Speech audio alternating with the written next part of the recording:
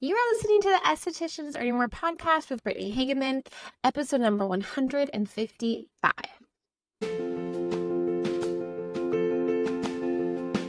Welcome to the Estheticians Earning More podcast. On this podcast, we talk about how to love your esthetician business without the hustle, exhaustion, or overwhelm as it booms into a successful business. I teach simple ways how to approach your business that gives you your life back while still growing a profitable business.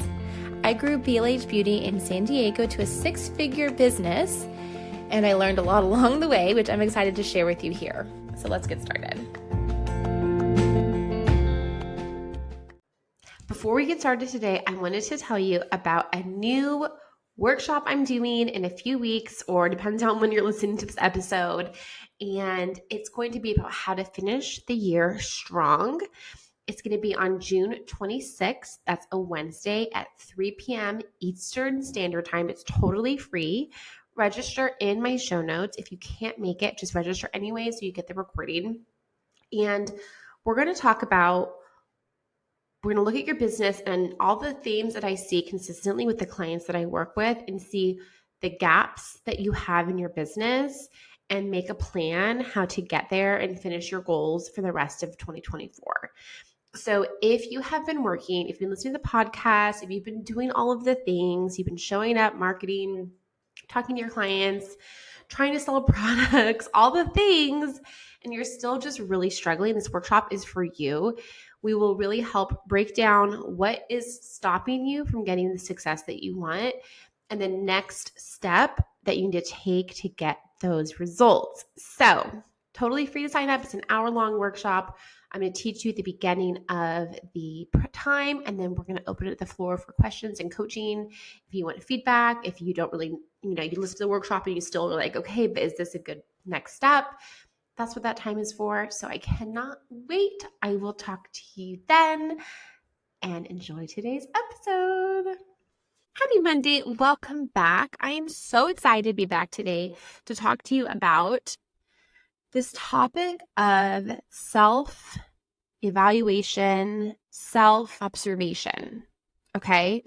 And I know if I talk about evaluation and evaluating your business and yourself, it can make you want to do anything else. It feels like a report card.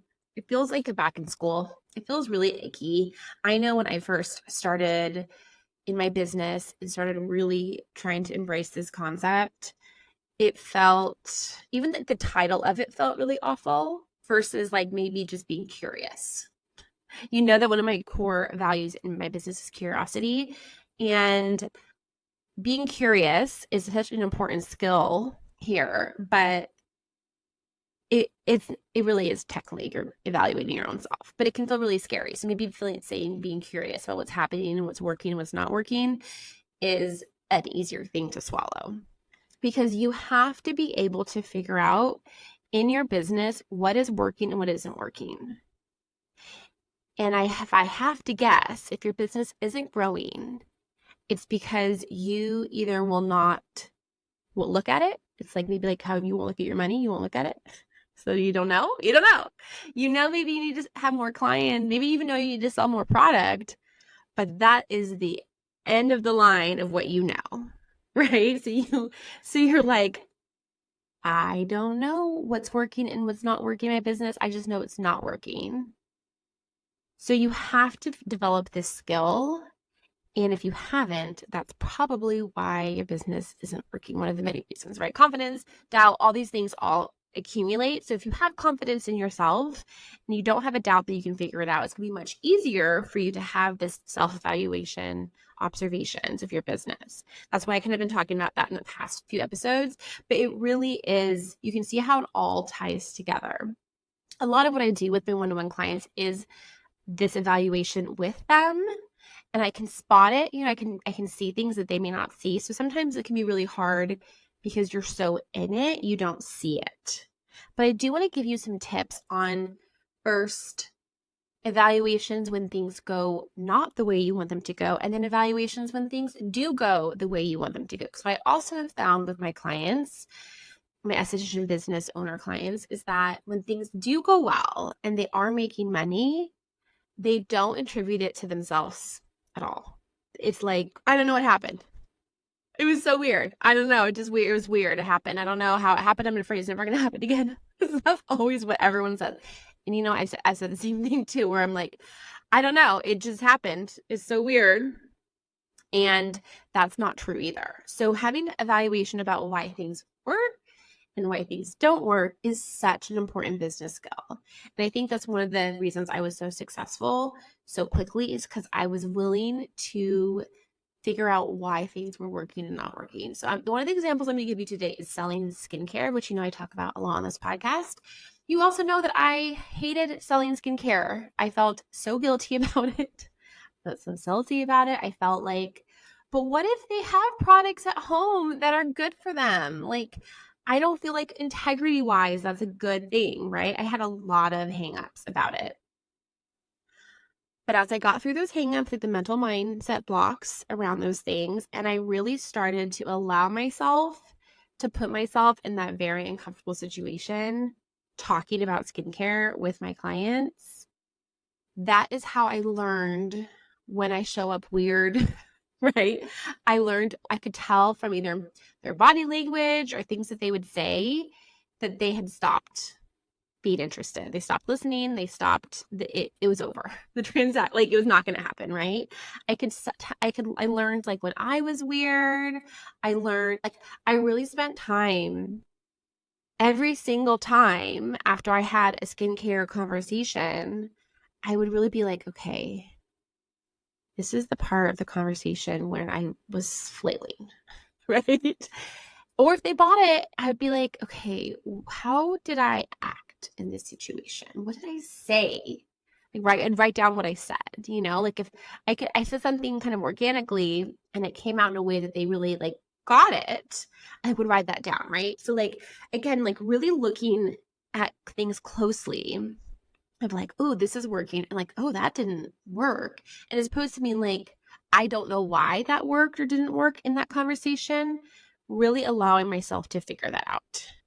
And I do this a lot with my esthetician clients because it can be kind of uncomfortable, right? Like it's vulnerable to put yourself in that situation and to think about yourself in that way and be like, okay, so people got this and they said yes.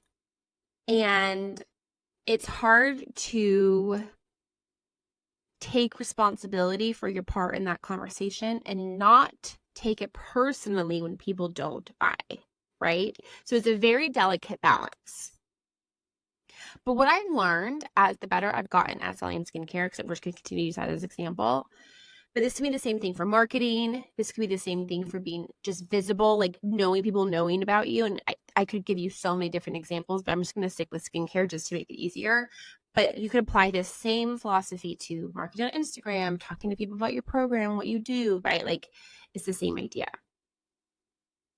But I learned, because it's a relationship, right? When you're talking to someone about skincare or marketing or whatever, I learned there's going to be some people, it is just not the right fit for them. And they will self-select themselves out. And the way they self-select themselves out is they say, no, that's not for me. I'm not interested. That has nothing to do with what I'm talking about here. And you definitely do know the difference. And if you don't know the difference, the first thing you need to pay attention is, are they self-selecting because they are not the right fit? Or they say no because they don't really understand what I'm saying and they're uncomfortable and they're like, it's kind of awkward and they just kind of want to end the conversation and move on. And I don't know if that's the case. And I won't know. You have to figure that out. Like I've said before, when I'm opened my esthetician business in San Diego, none of my friends had acne. Well, some of them did, but they didn't really ever talk to me about it. My close friends who had been very supportive and coming and getting practice facials from me, none of them had acne. None of them had acne. And so they never would have been a client for me because they weren't what I was looking for. And I could have had the best sales pitch, I'm putting that in quotation. It could have been the most seamless and simple way to explain it, and they never were going to say yes because they didn't have acne. It wasn't something that they looked in the mirror and wanted to change. So I have to recognize that this person is never going to say yes to me because of their circumstances, whether they don't have acne, they can't afford it, they want a quick fix, whatever it is. And I really am paying attention to what it is, what's going on with that person. Because that happens. People may even have acne, right? Like, again, if we're using my example, but they just want to take a pill.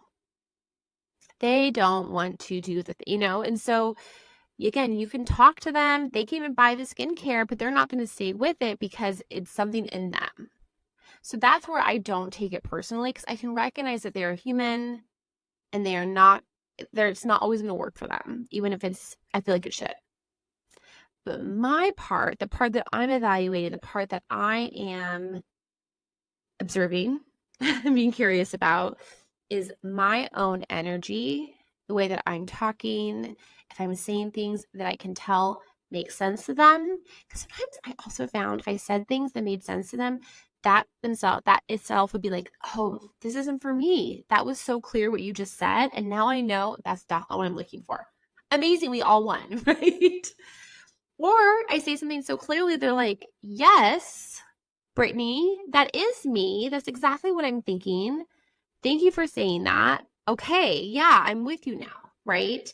And so in order for me to have those interactions and really understand what it is people are looking for, how to say it in a way that they understand, I'm sorry to tell you this, it was a lot of trial and error.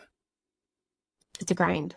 It's a lot of saying things and feeling really weird afterwards. And like, oh my gosh, that was so weird how I just said it. I sounded really nervous. They'd leave and I knew that they were a good fit, and I knew I lost the conversation, got muddled and weird and confusing, and maybe I was too excited. I don't know what happened. But I do know what happened, and I have to figure that out, right? And so that's the hard part. That is the evaluation that you're doing when you're looking at your business and seeing what's not working. One of the things I noticed very quickly was when I told people out in the world that I did acne, and if that person had acne, the conversation always ended. Even if I never, one memory that comes very clear to mind is I was opening up a business bank account. I would say banking account. It's a bank account. Bank. Wow. Bank account. I feel like my 3-year-old. And I was so excited. I was so excited to be doing acne and saying that and it being my thing. And the girl who was helping me, she's like, what do you do? And I'm like, I'm an esthetician. I specialize in acne. I'm so excited. And she did have acne and I noticed it, but I didn't think she would. I just didn't know. And she instantly was like, oh, so do you think I need to see you? Is that why you told me? Like, oh, no, not at all. It doesn't matter. The conversation was gone. I could not repair that. So I quickly learned if someone had acne and they asked me what I did, I said I was just an esthetician. And if they said, what do you do? I said I skincare. If they asked again, I said I specialize actually in acne. And I really made sure that they wanted that answer, right? That's not the case, obviously, for sugaring and other things, but acne, that's a specific thing. But again, that was from having a conversation and seeing it, oh, it's over. And maybe she would have been a great client. I don't know. But I had to learn that. And I had to learn that whenever I did anything in my business. And by paying attention to what worked and didn't work, that was such wonderful and important information. That's what I ask my clients to do a lot of, and that's what I do for them as well, is looking at why is this working? Why didn't that work? What about it is working? What is it? Again, happy about when clients are successful and they are making a lot of money and they are having new clients come in, the clients are buying products, and it's like good. It's exciting. 9 times out of 10, my client will be like, I don't know how this happened. It's so weird. I'm so scared it's never going to happen again. I'm just excited and terrified. I think they're where you're both. You're so excited and also just terrified it's going to all fall away. It's like when you first fall in love with someone and you're like, this is so exciting. And what if they are awful? And now I'm going to have pain from all this after this, all this happiness. But I always want you to figure out what you did or have been doing to get that result. And I feel like this is just as hard for people to figure out as it is when you figure out what's not working. Because it's almost always people like, I don't know. It just happened. It was really weird. I was just really lucky. No, not really. I don't know if I believe that. I generally don't. After, again, talking to estheticians at all stages of business, people who are making $20,000, $30,000 a month in their solo esthetician businesses, I know a number of people who do that. Just them not having employees working for them. None of it just happened for them. Yes, some of them like got a good amount of referrals at once, or, different things that they did worked, right? And it worked really well. And I don't know, maybe you could say that is luck, but I don't think it's luck. Like my good friend Oprah always says, like, luck is hard work meeting opportunity. And you have to create those opportunities and work really hard to improve on yourself. So when the opportunity comes, you can hit it.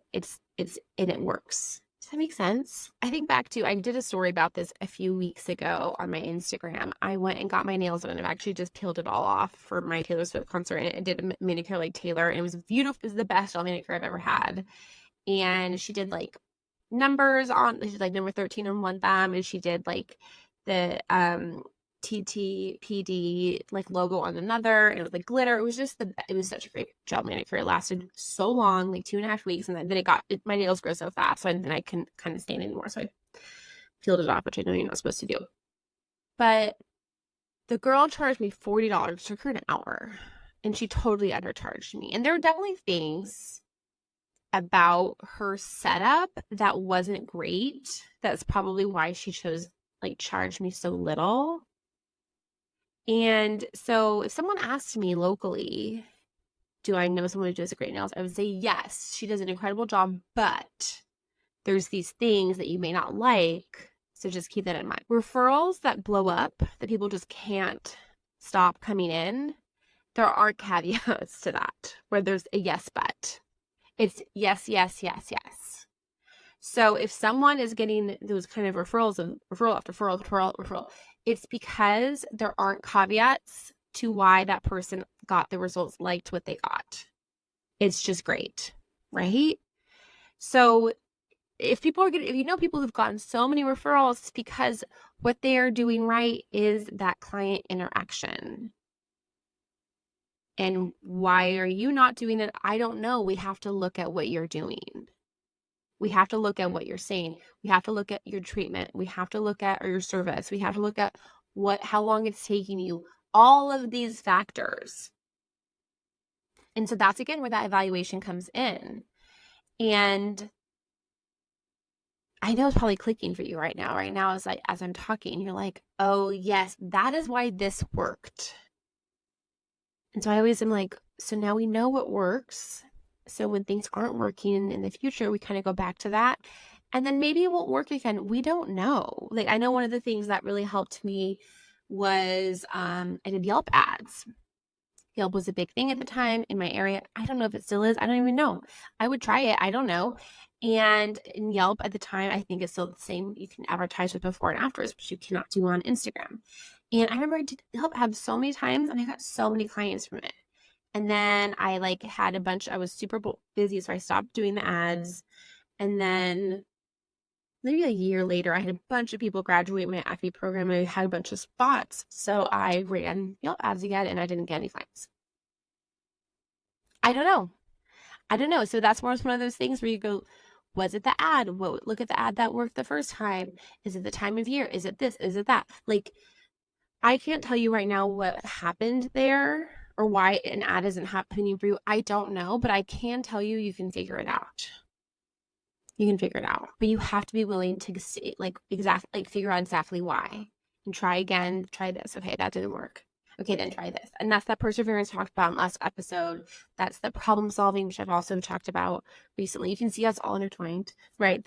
And being confident in yourself, right? And having not having doubts, like you can see how this is all why businesses are working versus not working. And I'm not saying any of this is going to be perfect all the time, where your perseverance and problem solving is always going to be on, and you're always going to be feeling confident, and you're always going to need the headspace to do evaluations. Like, no, you're a human being, right? Like, this is super hard work to do.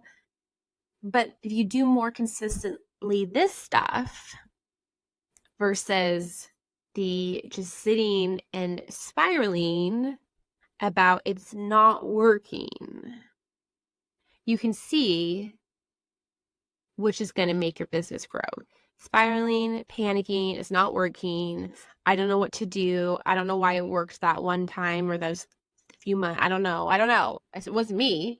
Gosh, I don't know. And just like basically becoming paralyzed to take action, or problem solving, having perseverance, evaluating, making changes. In order to go from the spiraling to the problem solving perseverance, the thing in the middle that most people need help to get to that point is mindset work. That's what I do a lot with my coaching clients. And on top of these strategies, right? Like, I do teach my clients a bunch of strategies on how to build clients, but I don't know what will work for you based on your personality and how people respond and exactly what you do. And we have to keep tweaking it, and we have to figure out what worked about that, what didn't work about that. We have to do that. That is the work. And sometimes people get there faster because they have more awareness, they have more information, they've done it longer, they know this is really challenging for me, this is really easy for me. Like, I've talked this story before. My friend Anya, who does lashes, and we were in the same salon suite, and she used to just go out and talk to people in the parking lot, and they would just come in and do lashes. Like, that obviously does not work for acne. I knew that would never work I can't just walk up to someone who's acne and be like, hey, you have acne, come with me. That was never gonna work.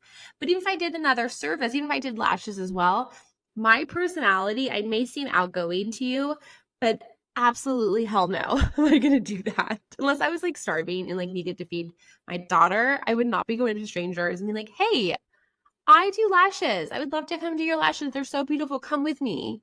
Like, not a personality. So then what are the things I can do to meet people and be visible that are not just talking to random strangers? There's a lot of them, but I have to try them and tweak them and do all these different things to make it work.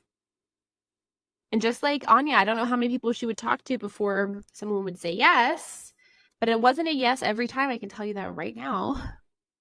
It's the same thing with anything in your business. And you have to have that perseverance to do that. But if you're like, yes, okay, I get it. I need to evaluate myself. I need to have perseverance. I know, but I'm not. It's probably because you don't have belief in yourself and you have a lot of doubt that anything's going to work for you. So if that's the case, I already talked about it in this episode, but come to my free workshop and training. We're going to be talking a lot about what has gotten in the way for you to get results so far this year and how to move through it for the rest of the year to finish out strong and get your goals and make money and help your people. Okay, so it's totally free. It is Wednesday, June 26th at 3 p.m. Eastern Standard Time. So that is Eastern, not Pacific. I think I used to be at. Eventually I'm going back to the West Coast, and I'm going to switch you guys up on you guys, but right now it's still Eastern. Come to that. If you can't make it, register, and you can still get a link to the training. That is it for today. I hope this gave you some ideas of where to focus your time and energy this week. Have a fantastic week. I will talk to you soon. Bye for now.